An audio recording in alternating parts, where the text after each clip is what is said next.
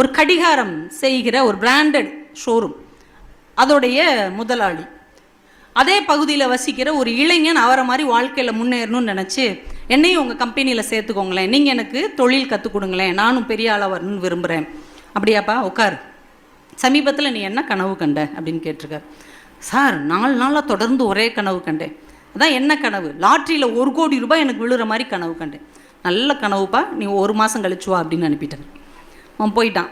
1 மாதம் கழித்து திரும்ப வருகிறான். இப்போ என்ன கனவு அடிக்கடி வருது?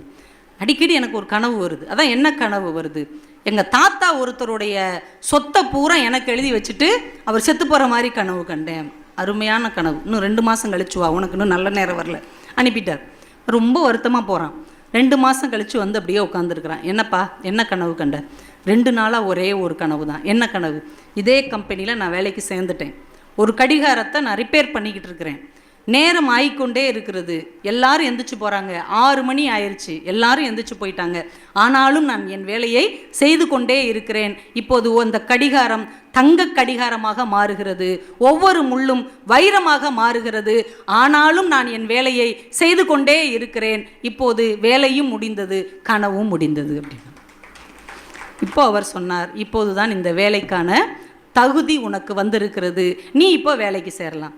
ஏன் இந்த கனவை வைத்து நீங்கள் என்ன முடிவெடுத்தீர்கள் என்று அந்த இளைஞன் கேட்டபோது அந்த கடிகார கடையின் முதலாளி சொல்லியிருக்கிறார், என்றைக்கு அதிர்ஷ்டத்தின் மேல் நம்பிக்கையை விட்டுவிட்டு, அடுத்தவர் சொத்தின் மேல் நம்பிக்கையை விட்டுவிட்டு உன் உழைப்பை கனவாக காண ஆரம்பித்தாயோ அன்றைக்கு நீ ஜெயிக்க ஆரம்பித்து விட்டாய் என்று அர்த்தம். நல்ல ஞாபகம் வைத்துக்கோங்க. தன் நேரத்தில் சரியாக இருப்பதால் தான், ஓயாமல் உழைத்து கொண்டே இருப்பதால் தான் கடிகாரம் எப்போதும் உயரத்தில் இருக்கிறது என்பதை நாம் மறந்துவிடக்கூடாது. அந்த கடிகாரத்தை யாரெல்லாம் மதிக்கிறோமோ அவர்கள் எல்லோரும் நிச்சயமாக ஒரு நாள் உயர்வார்கள் என்பதற்கு அந்த கடிகாரம் இருக்கும் இடமே சாட்சியாக இருக்கிறது. அதனால உழைப்பை கனவாக தள்ளாமல், கனவில் கூட உழைக்கிறவர்களுக்கு இந்த வெற்றி கைமேல் வந்து சேரும் என்பதுதான் இந்த கதை நமக்கு கற்றுக் கொடுக்கிற ஒரு அழகான தத்துவம். ஒரு வட ஆப்பிரிக்காவுடைய ஒரு கதை ஒன்று உண்டு. ஒரு நாள் கடவுள், வர்ணன் மலைக்கடவுள், காலதேவன்னு சொல்லுவோம்ல யமதர்மன், இவங்க 3 பேரும் ஒரு கிராமத்துக்கு போகிறாங்களாம். ஒரு நைட்டு நேரம் ஒரு விவசாயியுடைய குடிசைக்கு போகிறாங்க. இந்த கடவுள் போய் அவன்கிட்ட கேட்குறார், இன்றைக்கி எங்களுக்கு தங்குறதுக்கு இடம் இல்லை, நாங்கள் 3 பேரும் உங்கள் வீட்டில் தங்கிக்கலாமா அப்படின்னு. நீங்கள் யார் அப்படின்னு கேட்டிருக்கான். நான் தான் உன்னை படைத்த கடவுள் அப்படின்னு இருக்கிறார் கடவுள். அவன் சொல்லியிருக்கிறான், என்னையா நீ கடவுள்? ஒருத்தன் பணக்காரனாக இருக்கிறான், ஒருத்தன் ஏழையாக இருக்கான், ஒருத்தன் பெரிய ஜாதிங்கிறான், ஒருத்தன் சாதாரண ஜாதிங்கிறான். இவ்வளவு பிரச்சனையோடு எங்களை படைச்சிருக்கிற நீ, உனக்கு நான் எப்படி இடம் தருவேன்? நீ முதல் இடத்த காலி பண்ணு அப்படின்ட்டார். ரொம்ப நொந்து போய் 3 பேரும் இன்னொரு வீட்டுக்கு போகிறாங்க. இப்போ மலை கடவுள் கேட்குறார், நான் கேட்குறேன், கண்டிப்பாக இடம் தருவான். சரி போய் கேளு. ஐயா வணக்கம், எங்கள் 3 பேருக்கு உங்கள் வீட்டில் தங்குறதுக்கு இடம் தருவீங்களா? நீங்கள் யார்? நான் தான் வருணன், மலை கடவுள். வாங்க, உங்களை தான் தேடிக்கிட்டு இருந்தேன். திடீர்னு வந்தால் வந்துக்கிட்டே இருக்கிறது, பாலம்லாம் நிறைஞ்சி பாம்பு பள்ளியெல்லாம் வீட்டுக்குள்ளே வர்ற அளவுக்கு பேஞ்சும் கெடுக்கிறது. நல்ல அறுவடைக்காக எல்லாம் தயாராக இருக்கிற நேரத்தில் பேயாமையும் கெடுக்கிறது. இப்படி ஏற்றத்தாழ்வோடு நடந்துகிற நீங்கள் எப்படி எங்களுக்கு கடவுளாக இருக்க முடியும்? உங்களுக்கு இடம் இல்லை அப்படின்ட்டாங்க. மறுபடியும் அவங்க வருத்தத்தோட 3வது வீட்டுக்கு போகிறாங்க. இப்போ யமதர்மன் சொல்கிறார், நான் வேணால் கேட்டு பார்க்கட்டா? உன்னை பார்த்தாலே எல்லாரும் பயப்படுவாங்கப்பா. பரவாயில்ல, நீங்கள் கேட்டு தான் ஃபெயிலியர் ஆகிடுச்சுல்ல, நான் ஒரு தடவை கேட்டு பார்க்குறேன், கேட்டு பாரு. இந்த 3வது வீட்டில் யமதர்மன் கேட்கிறார், எனக்கு உங்கள் வீட்டில் இடம் கிடைக்குமா? நாங்கள் 3 பேரும் தங்குறதுக்கு. ஐயா நீங்கள் யார்? நான் தான் காலதேவன். யமதர்மன் காலன் என்று சொல்லுகிறார். அவன் படக்குன்னு எந்திரிச்சு காலை தொட்டு கும்பிட்டுட்டு சொல்கிறான், நீதாயா உலகத்தில் எல்லோரையும் சரிசமமாக மதித்து நடத்துகிறவன். ஒருத்தருடைய உயிரை எடுக்கணும்னா எடுத்துருவேன். உனக்கு லஞ்சம் கொடுக்க முடியாது, உன்னை தடுத்து நிறுத்த முடியாது, அதிகாரத்தால் உன்னை எதுவும் செய்ய முடியாது. உனக்காக இந்த 3 பேருக்கும் நான் இடம் தருகிறேன் என்று அந்த விவசாயி சொன்னதாக அந்த வட ஆப்பிரிக்காவினுடைய ஒரு கதை ஒன்று உண்டு. இப்போ நீங்கள் யோசிச்சு பாருங்க, இந்த உலகத்தில் ஏன் யமதர்மனுக்கு காலன் என்று பெயர் வைத்தார்கள், கால தர்மன் என்று ஏன் பெயர் வைத்தார்கள் என்றால், காலத்தை சரியாக பயன்படுத்தி கொள்ளுகிறவன் மட்டும்தான் காலத்தை வென்று நிலைக்க முடியும் என்பதற்காக அவருக்கு அந்த பெயரை வைத்திருக்கிறார்கள். அதே மாதிரி வாழ்க்கையில் ஜெயிக்கணும்னு நினைக்கிறவங்க அடுத்தவங்க பேச்சை கேட்டுகிட்டே உட்காந்துருக்கவே கூடாது. இந்த 4 பேர் அக்கா என் பேச்சை கேட்காம எஞ்சி போயிடக்கூடாது. இது ஒரு கலை, சரியா? எப்போ பார்த்தாலும் நமக்கு என்ன செய்வோம் தெரியுமா, 4 பேர் என்ன நினைப்பாங்களோ, 4 பேர் என்ன சொல்லுவாங்களோ. நமக்கு பிரச்சனை என்ன தெரியுமாங்க, இப்போ நம்ம பொண்ணு 30 மார்க் எடுத்துட்டான்னு வைங்க, 30 மார்க் எடுத்தது நமக்கு பிரச்சனை கிடையாது, அடுத்தவங்க இதை கேள்விப்பட்டால் நம்மளை பற்றி என்ன நினைப்பாங்க, அதுதான் பிரச்சனை. இப்போ ஒரு வியாபாரம் செய்கிறோம், இந்த வியாபாரம் தோல்வி அடைஞ்சிருச்சுன்னு வைங்க, தோல்வி நமக்கு பெருசு கிடையாது, இதை 4 பேர் என்னெல்லாம் பேசுவாங்க அதுதான் பிரச்சனை. இந்த மனிதன் ரொம்ப தன்னுடைய மனதை அழுத்தி அழுத்தி வீணாக போவதற்கு முக்கிய காரணமே அடுத்தவர்கள் என்ன சொல்வார்களோ என்பதுதான். வாழ்க்கையிலே ஜெயிக்க பிறந்தவர்கள் என்றைக்கும் அடுத்தவர்கள் பேச்சை கேட்டுக்கொண்டு உட்கார்ந்திருக்க மாட்டார்கள். தன்னுடைய புத்தி என்ன சொல்கிறதோ அதைத்தான் செய்வார்கள். எப்போ பார்த்தாலும் அடுத்தவங்க என்ன சொல்லுவாங்க, அடுத்தவங்க என்ன சொல்லுவாங்கன்னு யோசிச்சுக்கிட்டே இருந்தோம்னா வாழ்க்கையில் நாம் ஜெயிக்கவே முடியாது. அலெக்சாண்டர் மாவீரன் சொன்னோம்ல, அவர் உலகத்தையே ஜெயிக்கணும்னு நினச்சவர். அவர் ஒரு நாள் குதிரையில் படையோடு வந்துட்டு இருக்கிறார். ஒரு ஊரை கடந்து போகிறார். அந்த ஊருக்கு கார்டியன் அப்படின்னு பேர். அந்த ஊர் மக்கள்லாம் அவரை சுற்றி வளைச்சி நிற்கிறாங்க. அந்த கிராமத்துக்காரங்க, என்ன விஷயம், உங்களுக்கு ஏதாவது பிரச்சனையா? எங்களுக்கெல்லாம் ஒரு பிரச்சனையும் இல்லை, நீங்கள் உலகத்தையே ஜெயிக்கணும்னு நினைக்கிறீங்கல்ல, அதுக்கு ஒரு வழி இருக்குது. உலகத்தையே ஜெயிக்கிறதுக்கு உங்கள் கிராமத்தில் என்னப்பா வழி இருக்குது, இங்கே வாங்க அப்படின்னு கூப்பிட்டு போகிறாங்க. ஒரு இடத்துல ஒரு பெரிய நூல்கண்டு இருக்குது. அவ்வளவு சிக்கல்கள் நிறைந்த ஒரு பெரிய நூல்கண்டு. இந்த மக்கள் அலெக்சாண்டரை கூப்பிட்டு சொல்கிறாங்க, இது 1000 வருஷமாக இங்கே தான் இருக்குது. எங்கள் ஊர் மக்களுடைய நம்பிக்கை என்ன அப்படின்னா, இதை யார் பொறுமையாக அந்த முடிச்செல்லாம் அவித்து ஒரே நீளமாக்குறாங்களோ அவர்களால் தான் உலகத்தை ஜெயிக்க முடியும் என்பது எங்கள் கிராமத்தின் நம்பிக்கை. நீங்கள் உலகத்தை ஜெயிக்கணும்னு நினைக்கிறீங்கல்ல, இதை அவிழ்த்து காட்டுங்க. ஒரு நிமிஷம் குதிரையை விட்டு இறங்கி அலெக்சாண்டர் இப்படியே முன்னும் பார்த்தார். அந்த நூல்கண்டை பிரிக்க வேண்டுமென்றால் 10 வருஷமாவது ஆகும். உடைவாளை எடுத்தார், கண்டன் துண்டமாக அந்த நூல்கண்டை வெட்டி தூக்கி எறிஞ்சார். மக்கள்லாம் அதிர்ச்சி அடைஞ்சு, என்ன இப்படி பண்ணிட்டீங்க, ஏண்டா இதெல்லாம் ஒரு வேலைன்னு சொல்லி 1000 வருஷமாக வர்றவன் போகிறவன்லாம் நிற்க வச்சு கிறுக்காக்கிட்டு இருக்கீங்க, என்ன உலகத்தை ஜெயிக்கணும்னு நிற்கிற எவனும் இது மாதிரி மூட நம்பிக்கையில் தன் நேரத்தை வீணடித்து கொண்டு இருக்க மாட்டான், இதை தூக்கி எறிஞ்சிட்டு ஒழுங்காக வேலையை பாருங்க அப்படின்னார். அதிலிருந்து இன்னைக்கு ஒரு பிரச்சனையை தீர்க்க முடியவில்லை என்றால் அந்த பிரச்சனையை பீத்து எரியுங்கள் அப்படிங்கிறதுக்கு டு கட்டி கார்டியன் நாட் அப்படின்னு ஒரு பழமொழியே ஆங்கிலத்தில் உருவானது. இந்த பிரச்சனையை தீர்க்கவே முடியலையா, அதை தூக்கி எரிஞ்சிருங்க, அதை எதுக்கு உட்காந்து தீர்த்துக்கிட்டு இருக்கீங்க, அப்படி ஒரு பிரச்சனையே வேணாம், தூக்கி எறிஞ்சிட்டு வேற வழியை தேர்ந்தெடுங்கள் அப்படிங்கிறதுக்கு அந்த சம்பவம் ஒரு பழமொழியாகவே மாறி இருக்கிறது. என்றால் உலகத்தை ஜெயிக்க வேண்டும் என்று நினைப்பவர்கள் மூட நம்பிக்கையில் உட்கார்ந்து மூழ்கி போகக்கூடாது என்பதை நாம் புரிஞ்சுக்கணும். நம்ம பொதுவாக என்ன சொல்லுவோம், இன்னைக்கு ஒரு வேலை செய்யணும்னு நினச்சா இன்னைக்கு நாள் நல்லா இல்லை, நாளைக்கு செய்வோம். எவன் ஒருத்தன் நாளைக்குன்னு ஒரு நாளை தள்ளி போடுகிறானோ அவன் வெற்றி நாளைக்கும் வரப்போவதில்லை, நாளை மறுநாளும் வரப்போவதில்லை. ஏன், நாளைன்னு ஒன்றே கிடையாது. Tomorrow never comes. நாளைன்னு ஒரு நாள் என்னைக்காவது இருக்குதுங்களாயா? இப்போ நாளைக்கு நான் சொல்கிறேன், ஆனால் நாளைக்கு இது இன்றாக மாறிவிடும் இல்லையா? அப்போ நாளை என்ற ஒரு நாள் வரவே வராது. இன்று என்கின்ற ஒரு நாள் தான் உண்மையானது, நம் கைகளில் இருப்பது. அதனால் நாளைன்னு ஒருத்தன் தள்ளி போடுறான்னா அவன் வாழ்க்கையில் ஜெயிக்கவே முடியாதுன்னு நமக்கு எழுதி கையெழுத்து போட்டு கொடுத்துருங்க. ரொம்ப அழகாக சுகி சிவம் ஐயா ஒரு புத்தகத்தில் தான் பதிவு செஞ்சிருந்தார். 2 பேராசிரியர் வேலைக்கு படித்தவங்க, ஒரே கல்லூரியில் படித்த நண்பர்கள், ஒருத்தர் கணிதத்துறை, ஒருத்தர் ஆங்கிலத்துறை. 2 பேரும் நல்லா படித்து வெளியே வந்திருக்கிறாங்க. ஒரு மிகப்பெரிய கல்லூரிக்கு வேலைக்கு அப்ளிகேஷன் போடுறாங்க, விண்ணப்பம் போடுறாங்க. 2 பேருக்குமே வேலை கிடச்சிருச்சு. வருகிற சனிக்கிழமை சேர்ந்துக்கோங்கன்னு 2 பேருக்கும் கடிதம் வந்துருச்சு அந்த ஊருக்கு போகிறதுக்கு. ஆங்கிலத்துறை பேராசிரியர் நினைக்கிறார், சனிக்கிழமையே அதுவுமா முத வேலையில் சேருவாங்க, நான் திங்கக்கிழமை சேர்ந்துக்கிறேன், சனிக்கிழமை நல்ல நாள் கிடையாது. இப்போ கணித பேராசிரியர் பார்த்தார், இதிலெல்லாம் எனக்கு நம்பிக்கை இல்லை, அவங்க வர சொல்லிட்டாங்க, நான் போகிறேன் அப்படின்னு சனிக்கிழமை அவர் வேலையில் சேர்ந்துட்டார். இவர் திங்கக்கிழமை போய் வேலையில் சேர்ந்துட்டார். காலங்கள் ஓடுகிறது. 2 பேருமே இந்த பேராசிரியர்களாக வளர்ந்து வருகிறார்கள். அடுத்த முதல்வருக்கான தேர்வு நடைபெறுகிறது. ஒரு நாள் சீனியாரிட்டியில் மேத்ஸ் ப்ரொஃபஸர் அந்த இடத்துக்கு வந்துட்டார். ஒரு நாள் தாமதமாக சேர்ந்ததால் ஆங்கில பேராசிரியர் அந்த இடத்துக்கு வர முடியாமல் போனது.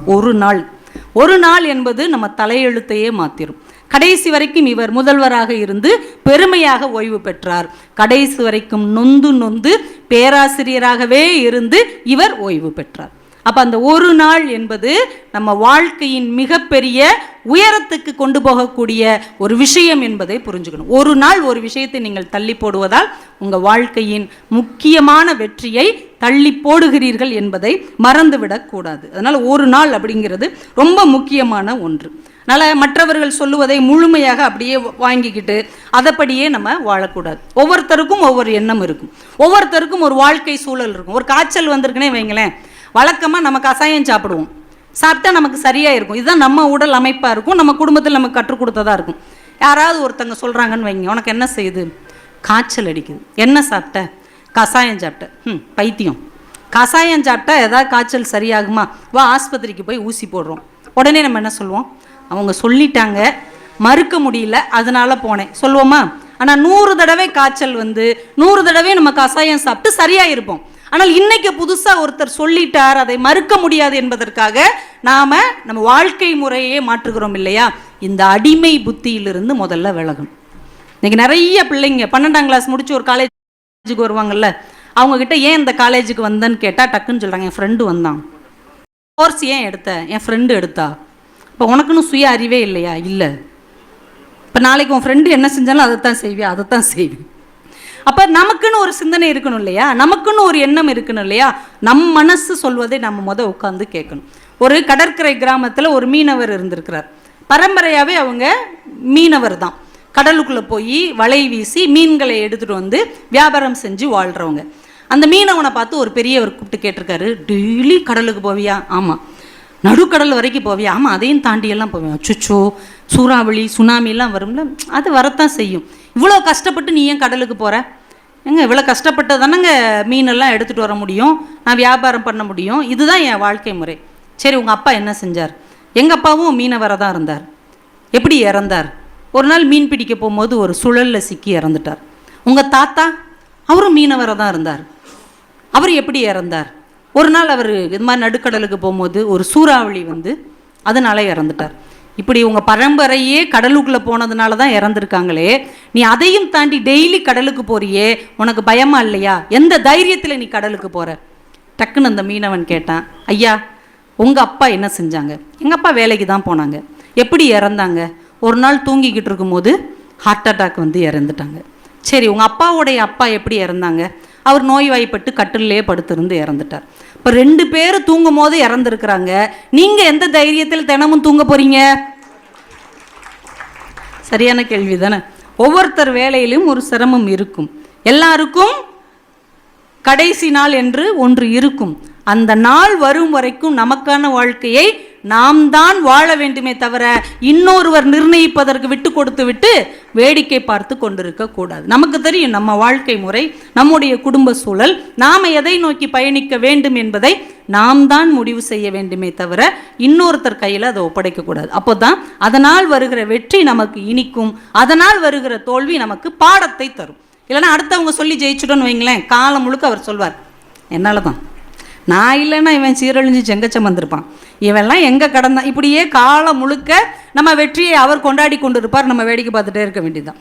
அதே நேரம் நம்ம தோற்று போனால் கூட அந்த ஆளால் தான் தோத்தேன், நான் நல்லா தான் இருந்தேன், அந்த ஆள் இப்படி ஒரு வழிகாட்டினா தோற்று போயிட்டேன்னு அடுத்தவங்க மேலே பழிய போட்டு கடைசி வரைக்கும் அதில் நாம் குளிர் காய்ந்து கொண்டு இருப்போம். என்றைக்கு என் வாழ்க்கை என் கையில் என்கின்ற ஆளுமையை நாம் கையில் எடுக்கிறோமோ அன்றைக்கு வெற்றியும் தோல்வியும் நம்முடைய வலது கை இடது கையாக மாறும். அடுத்தவர் கைகளில் அதை நாம் ஒருபோதும் விடக்கூடாது. அதே மாதிரி நம்ம மனசு தாங்க மிகப்பெரிய பலம். இப்போ நான் உங்ககிட்ட ஒன்று கேட்குறேன், ஒரு மனிதனுடைய ஆயுள் காலம் எவ்வளவு? பொதுவாக நம்ம ஆயுள் காலம் எவ்வளவுங்க? எத்தனை வயசு? 100 வயசு. யாராவது நம்ம நினைக்கும் போது ஃபோன் பண்ணாங்கன்னா உனக்கு ஆயுசு 100, எவ்வளோ அல்பத்தனம் பாருங்க. 100 வயசு தான் வாழணும் நம்ம ஃபிக்ஸ் பண்ணுறோம். நம்மளுடைய எண்ணமே என்னவா இருக்குது? 100 வயசு தான். ஆனால் உண்மையிலேயே 100 வயது அப்படிங்கிறது வெறும் எண்கள் தான், வெறும் நம்பர்ஸ் தான். நீங்கள் ஓஷோ ஒரு புத்தகத்தில் ரொம்ப அழகாக பதிவு செய்திருக்கிறார். காஷ்மீர், அஜர்பைஜான் ஒரு ஊர் இருக்குது தெரியுமா? இப்போ ஒரு படம் வந்ததில்ல, தலை படம், அது என்ன படங்க, விடாமுயற்சியா? அந்த படத்தில் ஒரு ஊர் வரும் தெரியுமா, ஒரு நாடு, அந்த நாடு அஜர்பைஜான். அங்கே காஷ்மீரில் உஸ்பெகிஸ்தான் மாதிரி நாட்டில எல்லாம் சர்வசாதாரணமாக 120 வருஷம் வாழ்வாங்களாம். சர்வசாதாரணமாக 100 வருஷம் தாண்டி நிறைய பேர் வாழ்வாங்களாம். ஜப்பானில், சைனாலெல்லாம் பார்த்தீங்கன்னா 100 வயதை கடந்த நிறைய பெரியவர்கள் விவசாயம் செஞ்சுக்கிட்டு இருப்பாங்க, கார் ஓட்டிகிட்டு போவாங்க, பெட்ரோல் பல்கில் வேலை பார்ப்பாங்க, சர்வசாதாரணமாக இருப்பாங்க. எத்தனை வயசுன்னு கேட்டால் 110 அப்படிம்பாங்க. நமக்கு தான் அதிர்ச்சி ஆயிரும். நமக்கு 60 வயசு கடந்து யாராவது வாழ்ந்தாலே இவங்க என்னைக்கு போய் சேருவாங்க, இவங்க சொத்து நமக்கு வரும்னு ஏக்கமாயிருது. 70 வயசை கடந்து அவங்களுக்கே பதட்டமாயிருது, சீக்கிரம் போய் சேர்ந்துடணும், 70 வயசு வாழ்ந்துட்டேன், ஏன் என்ன எழுதியா வச்சிருக்க 70 வயசு தான் நீங்கள் வாழணும்னு. உங்களுடைய வயது என்ன என்பதை நீங்கள் தீர்மானிக்காதீர்கள், உங்களுடைய எண்ணம் தீர்மானிக்கட்டும். இல்லை இன்னொருத்தர் தீர்மானிக்கணும்னு அவசியம் கிடையாது. ஓஷோ தான் சொல்லுகிறார், ஒவ்வொரு இந்த மாதிரி இடத்துல 150 வயசு வரைக்கும் சாதாரணமாக வாழ்வாங்களாம். அதனால தான் ஜார்ஜ் பெர்னாட்ஸா ஒரு தடவை என்ன பண்ணியிருக்கிறார், லண்டனில் இருந்து அவருக்கு 90 வயசு, நான் இனிமேல் இந்த லண்டனில் வாழ விரும்பலை, ஒரு கிராமத்தில் போய் வாழ விரும்புகிறேன், லண்டன்லேருந்து ரொம்ப தூரத்தில் உள்ள ஒரு கிராமத்தை தேர்ந்தெடுத்திருக்கிறார். அவர் கூட இருந்தவங்க கேட்டிருக்காங்க, எதுக்கு இவ்வளோ வயசில் போய் நீங்கள் அங்கே வாழணும்னு விரும்புகிறீங்க? இல்லைப்பா, அந்த கிராமத்து வழியாக வரும்போது நான் ஒரு கல்லறையை பார்த்தேன், அந்த கல்லறையில் ஒரு வாசகம் எழுதியிருந்தது, அந்த வார்த்தை தான் என் வாழ்க்கையவே மாத்துச்சு அப்படின்னார். அப்படி என்ன எழுதியிருந்தது? இந்த கல்லறையில் உறங்குபவர் 120 வயதானவர், இவ்வளவு இளம் வயதில் இவர் இறந்திருக்கக்கூடாது, இந்த அகால மரணத்திற்கு வருந்துகிறோம்னு எழுதியிருக்காங்க. 120 வயசில் அந்த ஊருக்காரங்க சர்வசாதாரணமாக 150 வயசு வாழ்வாங்களாம். அப்போ 30 வயசுக்கு முன்னாடி இவர் இறந்துட்டாருன்னு வருத்தப்பட்டு கல்லறையில் எழுதியிருக்காங்க. ஜார்ஜ் பெர்னாண்டஸ் வாழ்ந்தா இது மாதிரி வயதை மனதில் கொள்ளாது, வாழ்க்கையின் அனுபவத்தை மட்டுமே மகிழ்ச்சியாக எடுத்துக்கொள்ளுகிற இந்த ஊரில் தான் நான் வாழ்வேன், அங்கே போய் வாழ்ந்து 100 வயசுக்கு மேலே வாழ்ந்து தான் இறந்து போயிருக்கிறார். அப்போ வயது என்பது கூட வெறும் எண்கள் தான். நம் எண்ணங்களின் உயரம் அதிகமாக இருந்தால் 120 வயது வரைக்கும் நாம் கம்பீரமாக வாழ முடியும். நம்ம ஊர்லேயே பத்மஸ்ரீ விருது வாங்கினாங்களே ஒரு அம்மா, பாப்பம்மான், 102 வயசில் பத்மஸ்ரீ விருது வாங்கினாங்க. அதுக்கப்புறம் ஒரு 7-8 வருஷம் வாழ்ந்துதான் அவர்கள் மறைந்தார்கள். பத்மஸ்ரீ விருது வாங்கும்போது கூட அவங்களே இயற்கை விவசாயம் பண்ணிக்கிட்டு இருந்தாங்க. அவங்களே மம்பட்டி எடுத்துகிட்டு போய் வயலுக்கு போய் அவங்க விவசாயம் பண்ணிட்டு இருந்தாங்க. அவங்கள ஒரு விழாவில் நாங்கள் பார்த்தோம், கல்யாண மாலை நடத்துகிற ஒரு விழாவில். அப்போ அவங்களுக்கு 102 வயசு. சாலமன் பாப்பையா ஐயா அவர்கள் அவங்க காலை தொட்டு கும்பிட்டாங்க. அந்த அம்மா சொன்னாங்க, நல்லா இரு தம்பி அப்படின்னாங்க. ஐயாவை ஒருத்தர் தம்பின்னு சொல்கிறத நாங்கள் அன்னைக்கு தான் பார்த்தோம். அவ்வளவு வயசானவங்க அந்த அம்மா, ஆனால் அவ்வளவு ஆரோக்கியமாக, யார் வந்தாலும் அவங்க டக்கு டக்குன்னு எந்திரிச்சு நின்று வணக்கம் சொன்னாங்க. நாங்கள் எந்திரிச்சு நிற்கிறதுக்கு 5 நிமிஷம் ஆச்சு. ஆனால் அந்த அம்மா அவ்வளோ ஆரோக்கியமாக இருந்தாங்க. அப்போ வயது என்பது நம்முடைய உடலில் இல்லை, நம்முடைய எண்ணத்தில் இருக்கிறது என்பதை நம்ம ஊரிலேயே எத்தனையோ பெரியவர்கள் நிரூபித்து கொண்டு இருக்கிறார்கள். என்றால் 60 வயசு ஆயிடுச்சுன்னா கிளம்பிட வேண்டியதான் அப்படின்னு நீங்களா பெட்டி படுக்கையை ரெடி பண்ணாதீங்க. இந்த காலம் நமக்கு எவ்வளவு ஒரு தூரத்தை தந்திருக்கிறதோ அவ்வளவு தூரமும் நான் கம்பீரமாக பயணித்து விட்டுத்தான் போவேன் என்று நீங்கள் உங்கள் வயதுக்கு கற்றுக் கொடுங்கள். நல்ல மரணம் என்பது கூட நம்ம மனதின் நம்பிக்கை தான். அதை நாம் புரிந்து கொண்டோம் என்றால் இந்த வாழ்க்கை அழகானதாக இருக்கும். நம்ம வாழ்க்கையிலே கஷ்டமான வேலை அப்படின்னா என்ன தெரியுமா? வாழ்க்கையிலே நிறைய வேலை இருக்குது, ஆனால் எல்லாராலையும் வேண்டான்னு சொல்லப்படுகிற ஒரு வேலை இருக்குது. எனக்கு வேண்டாம், இது வேண்டாம் அப்படின்னு சொல்லப்படுற ஒரு வேலை இருக்குது. என்ன தெரியுமா? அது இன்சூரன்ஸ் ஏஜென்ட் வேலை. யாராவது சந்தோஷமாக நீங்கள் வாங்க நான் உங்களுக்கு ஒரு பாலிசி போடுறேன்னு யாராவது சொல்லியிருக்கோமா? நம்ம சொல்லாததுக்காக அவர் வராமல் வந்திருக்காரா? அவர் ஃபோன் போட்டுகிட்டே இருப்பார், நம்ம பார்க்குற இடத்துலலாம் வந்து நின்றுட்டே இருப்பார், நேரம் கிடைக்கும் போதெல்லாம் நம்ம வீட்டுக்கு அழையா விருந்தாளியாக வந்துக்கிட்டே இருப்பார். எந்த நம்பிக்கை அவரை அந்த வேலை செய்ய தோண்டுகிறது? யோசிச்சு பார்க்குறீங்களா? அதில் கூட அவருக்கு ஒரு முயற்சி இருக்கிறது. இந்த தொழிலில் என்னால் ஜெயிக்க முடியும் என்கின்ற தன்னம்பிக்கை இருக்கிறது. இன்னொருத்தருடைய வாழ்வை காக்க வேண்டிய பணியில் நான் இருக்கிறேன் என்கின்ற உயர்ந்த கொள்கை அவர்கிட்ட இருக்குது. ஒரு பெரிய பணக்காரர் இருந்திருக்கிறார். அவர் பிஏட்ட சொல்வாராம், யார் வந்தாலும் உள்ளே விடு, இந்த இன்சூரன்ஸ் ஏஜென்ட் யாராவது வந்தாங்கன்னா அப்பாயின்மெண்ட் கொடுக்கவே கொடுக்காது அப்படின்னு இருக்கிறார். சரிங்கய்யா அப்படின்னு அவர் சொல்லிட்டார். ஒரு நாள் 25 அப்பாயின்மெண்ட்டு அவங்கக்கிட்ட வந்து கேட்டிருக்காங்க. 25 அப்பாயின்மெண்ட்டு, ஃபோனில் நேரில் விசிட்டிங் கார்டு கொடுத்து இவர் எல்லாத்தையும் வேண்டாம் வேண்டாம் வேண்டாம்னு துரத்திட்டார். கடைசி நைட்டு ஒரு 9 மணிக்கு ஒரு வயதான இன்சூரன்ஸ் ஏஜென்ட் வந்து, சாரை பார்க்கணும், ஒரு 5 நிமிஷம் அப்பாயின்மெண்ட் கொடுங்க. இவருக்கே ஒரு மாதிரி ஆயிடுச்சு. ஏற்கனவே 25 பேரை வேணாம் வேணான்னு விரட்டியாச்சு. 26ஆவதா ஒரு பெரிய வேறவர் வந்து நிற்கிறாரே அப்படின்னு அந்த பணக்காரர்கிட்ட சொல்கிறார், ஐயா என்றைக்கும் இல்லாமல் இன்றைக்கி 25 பேர் வந்தாங்க, எல்லாரையும் வேணான்னு சொல்லியாச்சு, எல்லா அப்பாயின்மெண்ட்டையும் வேணான்னு சொல்லியாச்சு, இப்போ கடைசியாக ஒரு பெரியவர் வந்திருக்காரு, நீங்கள் சும்மா பார்த்துட்டு அனுப்புங்களேன். சரிப்பா உள்ளே அனுப்பு, இவ்வளோ பேர் போராடி இருக்காங்களா, வர சொல். இப்போ அந்த பெரியவர் வந்து உட்காந்து அவர் சொல்ல வந்ததை பூரா அழகாக உருக்கமாக சொல்கிறாரு. இவருக்கு பிடிச்சி போய் ஒரு பெரிய தொகை அவருக்கு செக் எழுதி கொடுக்குறார்.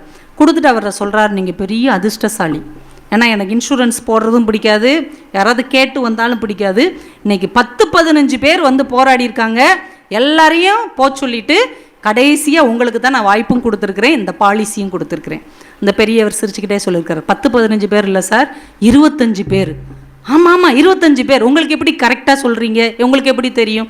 அந்த 25 பேருமே நான் தான் ஃபோனில் அப்பாயின்மெண்ட் கேட்டேன், ஆளை விட்டு அப்பாயின்மெண்ட் கேட்டேன், விசிட்டிங் கார்டு கொடுத்து அப்பாயின்மெண்ட் கேட்டேன். 25 தடவை நான் முயற்சி செஞ்சுட்டு 26ஆவது தடவை நானே வந்தேன் அப்படின்னாரோ. அப்போ இத்தனை தடவை தேவையில்லை என்று அனுப்பப்பட்ட பிறகும் பொறுமையோடும் ஒரு மனிதன் காத்திருக்க முடியும் என்றால் காத்திருப்பும் வெற்றி தரும் என்பதை நாம் அடுத்த தலைமுறைக்கு கற்றுக் கொடுக்க வேண்டும். அது ஒரு பக்குவங்க. காத்திருக்கிற பொறுமை இருக்கிறது இல்லையா, அது ஒரு மிகப்பெரிய தகுதி. அதுதான் பெரிய லீடர்ஷிப் குவாலிட்டி. நம்ம குழந்தைகள்கிட்ட அந்த பொறுமை இருக்கா? நீங்கள் 5 நிமிஷம் ஏதாவது ஒன்றுக்கு காத்திருக்க சொல்லுங்களேன், ஏதாவது ஒன்று. இப்போ சினிமா தேட்டர் போகணும்னா கரெக்ட் டயத்துக்கு தான் அவங்க வருவாங்க. எதுக்கு அங்கே போய் 10 நிமிஷம் காத்திருக்கணும்? நமக்கு சரியான நேரத்துக்கு போவோம். ஹோட்டலுக்கு சாப்பிட போய் ஆர்டர் தான் கொடுத்துருப்பான், அந்த சர்வர் அங்கே தான் போயிருப்பார். எப்போ வரும் கேளுமா, நீ எப்போ வரும்னு கேளு. ஏன்டா உன் கண்ணுக்கு முன்னாடி தானே அவர் 20 நிமிஷம் ஆகுன்னு சொன்னார். எதுக்கு 20 நிமிஷம் ஆகுது? பொறுமையே கிடையாது. வீட்டில் ஒரு தோசை சுட்டுட்டு அடுத்த தோசையை கொண்டு வரவங்கள தட்டை எடுத்து வச்சுட்டு இன்னும் வல்லையா. அடுத்த தலைமுறைக்கு பொறுமை என்றால் என்ன என்றே தெரியவில்லை. காத்திருப்பின் பக்குவம், காத்திருப்பின் வெற்றி என்பது என்ன என்பதை நாம் அவர்களுக்கு சொல்லிக் கொடுக்கவே இல்லை. காத்திருப்பு என்பது ஒரு மிகப்பெரிய தலைமைத்துவம் என்பதை குழந்தைகளுக்கு கற்றுக் கொடுக்க வேண்டும். ஏன்னா சில நேரம் நீங்கள் எவ்வளோ முயற்சி செஞ்சாலும் சரி, எவ்வளவு போராடினாலும் சரி, அந்த காரியம் நடக்கவே நடக்காது. அந்த நேரத்தில் நம்ம என்ன செய்யணும் தெரியுமா? கம்முன்னு இருந்துடும். எவ்வளோ போராடியும் ஒன்று நடக்கலையா, எவ்வளவு முயற்சி செஞ்சும் அது நடக்கலையா, நமக்கு எதிர்ப்பாகவே எல்லாமே நடக்குதா, துயரமாகவே வந்துட்டு இருக்கா, கம்முன்னு இருந்துருங்க. 2-3 நாள் எந்த எதிர்வினையும் ஆற்றாமல் அமைதியாக இருந்தாலே அந்த பிரச்சனை தானாக தீர்ந்து விடும் என்பது தான் உண்மை. ஏன் இன்னைக்கு இந்த டைவர்ஸ்லாம் அதிகமாகுதுன்னு நினைக்கிறீங்க? உடனுக்குடனே ரியாக்ஷன். இவங்க ஒன்று சொன்னால் அவங்க ஒன்று சொல்லியே ஆகணும், அவங்க ஒன்று செஞ்சால் இவங்க ஒன்று செஞ்சே ஆகணும். ஆனால் அன்னைக்கு நம்ம அப்பா 1000 சொல்லுவார், அம்மா அமைதியாக இருப்பாங்க. ஏம்மா உனக்கெல்லாம் உணர்ச்சியே இல்லையாம்மா, உனக்கெல்லாம் அறிவே இல்லையா, அப்பா உன்னை இவ்வளோ திட்டுறார் அமைதியாக இருக்க, இன்னைக்கு அமைதியாக இருக்கேன்ல, 4 நாள் கழித்து நான் அவரை திட்டுவேன், அப்பா அவர் அமைதியாக இருப்பார். அப்பாவின் அமைதியும் அப்பா கத்தும்போது அம்மா காத்த அமைதியும் தான் நம் இல்லற வாழ்க்கையை இவ்வளவு தூரம் இழுத்து வந்திருக்கிறது என்பதுதான் நம் குடும்ப தலைவர்களின் வெற்றி. எதுக்கெடுத்தாலும் பதிலுக்கு பதில். இன்னைக்கு நம்ம பிள்ளைங்கிட்ட அதுதான் பிரச்சனை. ஒரு மேனேஜர் கோவமா திட்டுறார், நம்ம மேல தவறே இல்லை. ஹெட்மாஸ்டர் கோவமா திட்டுறார், இந்த டீச்சரா இருக்கவங்க மேல தப்பே இல்லை. உடனே பதிலுக்கு மூஞ்சில் அடிச்ச மாதிரி இந்த வேலையை வேணாம் போயா அப்படின்னு வந்துட்டா யாருக்கு லாஸ்? கொஞ்சம் பொறுமையாக இருந்து அவர் பேசி முடித்ததுக்கப்புறம் ஒரு 1/2 மணி நேரம் கழித்து திரும்ப போய், சார் என் மேலே எந்த தப்பும் இல்லை, நீங்கள் தவறாக புரிஞ்சுக்கிட்டு என்னைய திட்டிட்டீங்க, ஐயோ சாரி நான் கவனிக்கல, சொல்வாரா இல்லையா? நம்ம குடும்பத்திலையும் அப்பா திட்டார், இல்லை நம்ம சொந்தக்காரங்க யாரோ ஒருத்தங்க நம்மளை புரிந்து கொள்ளாமல் திட்டுகிறார்கள் என்றால் அந்த 5 நிமிஷம் அமைதியாக இருந்துட்டு ஒரு 1/2 மணி நேரம் கழித்து நம் பக்கம் உள்ள நியாயத்தை சொன்னால் யாராக இருந்தாலும் காது கொடுத்து கேட்பார்கள். உடனுக்குடனே ரியாக்ஷன், உடனுக்குடனே எதிர்வினை ஆற்றுவது தான் இன்றைக்கு நம் குடும்பங்களில் மிகப்பெரிய பிளவை ஏற்படுத்துகிறது. வேலைக்கு செல்லுகிற இடத்திலும் இந்த பொறுமையின்மை தான். ஒரு ஆள் 1 வருஷத்தில் 10 வேலைக்கு மாறிடுறான். ஏன்டா 10 கம்பெனி ஏன் மாறின? 10 மேனேஜரும் சரியில்லை. 10 மேனேஜர் எப்படி சரியில்லாமல் இருப்பாங்க? நம்ம சரியில்லை என்பதுதான் உண்மை. அதை ஒத்துக்கொள்ளுகிற பக்குவம் வேண்டும். எந்த ஒரு பிரச்சனையும் பொறுமையோடும் சகிப்புத்தன்மையோடும் அமைதியாக இருக்க கற்றுக்கொண்டாலே பாதி பிரச்சனை தீர்ந்துடும். மகாபாரதத்தில் ஒரு கிளைக்கதை ஒன்று உண்டு. இப்போ சீக்கிரம் முடிச்சிருவோம் 2 விஷயத்தோட. ஒரு கிளைக்கதை, மகாபாரத கதையை விட்டுட்டு நிறைய கிளைக்கதைகள் உண்டு. அதில் ஒரு கதை, ஒரு மரத்தில் ஒரு ஜோடி புறா உட்காந்துருக்காங்க, கணவன் மனைவி 2 பேரும் உட்காந்து ரொம்ப சந்தோஷமாக பேசிக்கிட்டு இருக்கிறாங்க. விழுப்புரத்தில் புத்தக திருவிழாலாம் ரொம்ப நல்லா நடந்து முடிய போது, அடுத்த வருஷம் எப்படா வரும்னு ஆசையாக இருக்குது அப்படின்னு 2 பேரும் பேசிக்கிட்டு இருக்கிறாங்க. இப்போது கொஞ்சம் வெளியில் எங்கேயாவது போகலாமான்னு யோசிக்கிறாங்க. வானத்தில் ஒரு கழுகு வட்டமிட்டு இருக்குது. நம்ம இப்போ பறந்து போனால் அந்த கழுகு பிடிச்சிரும், அதனால் நம்ம இங்கே மரத்துலேயே உட்காந்து பேசிக்கிட்டு இருக்கும்போது தற்செயலாக திரும்பி பார்க்குது ஒரு புறா. ஒரு வேடன் அம்பை எடுத்து இந்த 2 புறாவையும் ஒரே ஷாட்டில் அடிக்கிறதுக்கு குறிப்பாத்துட்டு இருக்கான். இப்போ பெண் புறா பதட்டமாகுது, ஏங்க அவன் நம்மளை குறிப்பாத்து அடிச்சிடுவான் போல, 2 பேரை அடித்தாலும் கஷ்டம், ஒருத்தரை விட்டு ஒருத்தரை கொன்னாலும் நம்ம வாழ முடியாது, வாங்க நம்ம அதுக்கு பறந்தே போயிடலாம். இப்போ கணவன் புறா சொல்லியிருக்கிறது, மேலே போனாலும் சாவு, இவன் நம்ம மேலே குறிப்பாத்து அடித்தாலும் சாவு, ஆனால் நமக்கு இருக்கிற ஒரே வாய்ப்பு மேலே போனால் கண்டிப்பாக சாவு. ஒருவேளை அந்த வேடனுடைய குறி தப்பினால் நமக்கு வாழ்க்கை இருப்பதற்கு வாய்ப்பு இருக்கிறது, அதனால் நம்ம இருக்கிற இடத்துல அப்படியே இருப்போம் என்று அந்த புறா சொன்னதாம். வேடன் ரொம்ப கரெக்டாக குறிப்பார்த்து அம்பை எய்கிறான். அவன் காலுக்கு கீழே இருந்து ஒரு கட்டெரும்பு அவனை கடிச்சிருது. இந்த அம்பு குறித்தவரி மேலே பறந்து கொண்டிருந்த கழுகை அடித்து விட்டது. இப்போ கழுகு கீழே விழுந்துருச்சு, 2 பேரும் சந்தோஷமாக பறந்துட்டாங்க. அந்த 1 நிமிட பொறுமை, அந்த 1 நிமிட காத்திருப்பு 2 உயிர்களை காப்பாற்றியது என்றால், சில நேரங்களில் ஓங்கி ஓங்கி சத்தம் எழுப்புவதை விட அமைதியாக இருப்பதும் வாழ்க்கையில் வெற்றியை கொண்டு வந்து தரும் என்பதை தலைமை பண்பில் புரிந்து கொள்ள வேண்டும். நம்ம கட்சி தலைவர்கள்லாம் பாருங்க, ஆட்சியில் இல்லாதப்ப அப்படியே பொறுமையாக இருப்பாங்க. அவங்களுக்கான காலம் வரும்போது அப்படி ஏறி வந்து அந்த இடத்தை பிடிப்பார்கள். தோத்துட்டோம் அப்படிங்கிறதுக்காக அழுதுகிட்டு ஓட மாட்டாங்க. அவங்க மறுபடி காத்திருந்து அந்த இடத்தை பிடிப்பார்கள் என்றால் அவர்களுக்குள்ளே எவ்வளவு பொறுமையும் காத்திருப்பும் காலம் கனிந்து வரும் வரை அவர்கள் பொறுமைசாலியாக இருப்பதால் தான் இவ்வளவு பெரிய வெற்றியை அடைந்திருக்கிறார்கள் என்றால், காலம் வரும் வரை காத்திருக்கிற குணத்தை நாம் வளர்த்து கொள்ள வேண்டும். ஏன் இந்த புத்தகம், இதெல்லாமே புத்தகத்திலிருந்து நாம் கற்றுக்கொண்டது தான். எத்தனையோ மனிதர்களுடைய வாழ்க்கை அனுபவத்தை இந்த புத்தகம் நமக்கு கற்றுக் கொடுக்கிறது. வாழ்க்கையில் நாம் ஜெயிக்கிறதுக்கு 2 வழி இருக்குது. ஒன்று, நாமே போராடி நாமே ஒவ்வொரு வழியாக கண்டுபிடிச்சி முன்னேறி போகுது. இன்னொன்று, நமக்கு முன்னாடி போராடி ஜெயிச்சு முன்னேறி இருப்பாங்கள்ல, அவர்களுடைய வாழ்க்கை அனுபவத்தை எடுத்துக்கொள்வது. எது எளிய வழி? 2வது வழிதான் எளிமையான வழி. என்றால் இந்த புத்தகங்களை கை கொண்டு வாழ்க்கையை வெற்றி கொள்ள பழக வேண்டும். ஏன் இந்த புத்தகத்தில் அப்படி என்ன இருக்குது? பகத்சிங் தூக்கு தண்டனை நிறைவேற்ற போகிறாங்க. தூக்குக்கு அழைக்கும் வரைக்கும் அவன் புத்தகம் படித்து கொண்டு இருக்கிறான், லெனினுடைய புத்தகம். ஏன்பா இதை படிச்சுக்கிட்டு இருக்கிற? ஏன் கடைசி நேரத்தில் கூட அதை படித்து அவர் எங்கேயும் போய் பேச போகிறாரா, இல்லை புத்தகம் எழுத போகிறாரா? கடைசி நேரத்தில் கூட ஒரு புத்தகத்தில் இருக்கிற ஒரு செய்தியை உள்வாங்கி கொண்டுதான் சாக வேண்டும் என்று இந்த இந்திய மண்ணில் ஒரு போர் வீரன் நமக்கு கற்றுக் கொடுத்திருக்கிறான். அறிஞர் அண்ணாவுக்கு அறுவை சிகிச்சை, புற்றுநோய் அறுவை சிகிச்சை. அவர் சொல்றார், 1 நாள் தள்ளி போட முடியுமா? ஏன், ஏதாவது முக்கியமான வேலை இருக்கா? இல்லை, ஒரு புத்தகம் படித்து கொண்டு இருக்கிறேன், அந்த புத்தகத்தை படித்து முடித்து விட்டு நான் ஆப்ரேஷன் பண்ணிக்கிறேன். ஏன்னா ஒருவேளை ஆப்ரேஷன் முடிந்து நான் பிழைக்கவில்லை என்றால் ஒரு புத்தகத்தை முடிக்காமலேயே போய்விட்டேன் என்கின்ற மன வருத்தத்தோடு நான் போய் சேர முடியும். இப்போ யோசிச்சு பாருங்க, எவ்வளவு பெரிய மனிதர்கள் கடைசி நேரத்தில் கூட புத்தகத்தை வாசித்து கொண்டிருந்தார்கள் என்றால் இந்த புத்தகத்திற்குள் ஒரு மிகப்பெரிய புதையல் அடங்கி இருக்கிறது. ஒன்றை சொல்லி நான் நிறைவு செய்கிறேன். சிலப்பதிகாரம் நம்ம எல்லாருக்குமே தெரிஞ்ச ஒரு தமிழ் காப்பியம். அதில் ஒரே ஒரு விஷயம், கண்ணகி பாண்டியனுடைய அரசவைக்கு வர்றாங்க. இந்த ஆளுமைங்கிறது எவ்வளோ முக்கியமானதுன்னு பாருங்கள். அரசவைக்கு வர்றாங்க. இப்படி நீர் வழியும் கண்களோடு வந்திருக்கிறாயே, நீ யார் அப்படின்னு பாண்டிய மன்னன் கேட்கிறார். இப்போ கண்ணகி பதில் சொல்லணும். இப்போ நான் உங்கள்கிட்ட கேட்குறேன், நீங்கள் யார் அப்படின்னு கேட்டால் என்ன சொல்வீங்க? என் பேர் இந்த மாதிரி சுப்பிரமணி, நான் விழுப்புரத்தில் இருக்கிறேன், இந்த குடும்பத்திலேருந்து வர்றேன், இல்லை இன்னும் படிச்சிருக்கேன், இதானே நம்ம அடையாளம். ஆனால் கண்ணகி என்கின்ற இந்த தமிழ் மண்ணின் கதாநாயகி அந்த மன்னனை பார்த்து சொல்லுகிறாள், தேரா மன்னா செப்புவது உடையேன் எள்ளரு சிறப்பின் இமையவர் வியப்ப புல்லரு புன்கண் தீர்த்தோ நன்றியும் வாயில் கடைமணி நடுநா நடுங்க ஆவின் கடைமணி உகுநீர் நெஞ்சு சுட தான் தன் அரும்பரல் புதல்வனை ஆழியின் மடித்தோன் பெரும்பெயர் புகார் என் பதியே. அவ ஊரை சொல்றா. அந்த ஊரை யாரை வைத்து அவள் அடையாளம் சொல்கிறாள் தெரியுமா? எங்கள் ஊரை 2 ராஜா ஆட்சி செஞ்சாங்க. ஒருத்தன் எப்படிப்பட்டவன் தெரியுமா? அவன் உட்கார்ந்துருக்கிறான். ஒரு புறாவை ஒரு பருந்து துரத்திக்கிட்டு வருது சாப்பிட்றதுக்காக. அந்த புறா பதறி பயந்து போய் இந்த அரசனுடைய மடியில் உட்காருது. இந்த அரசன் கேட்குறான், உனக்கு என்ன பிரச்சனை? இந்த பருந்து என்ன சாப்பிட வருது. பருந்து கேட்குறான், இந்த புறாவை விட்டுறேன், இவ்வளோ பயப்படுதில்ல, உயிருக்கு இவ்வளவு அஞ்சு என்கிட்ட அடைக்கலம் வருகிறது, இதை விட்டு விடேன். இப்போ அந்த பருந்து கேட்குறது, அப்போ அதற்கு சமமான எடை உள்ள உணவை எனக்கு கொடு, மாமிசத்தை எனக்கு கொடு, நான் அந்த புறாவை விட்டுறேன்.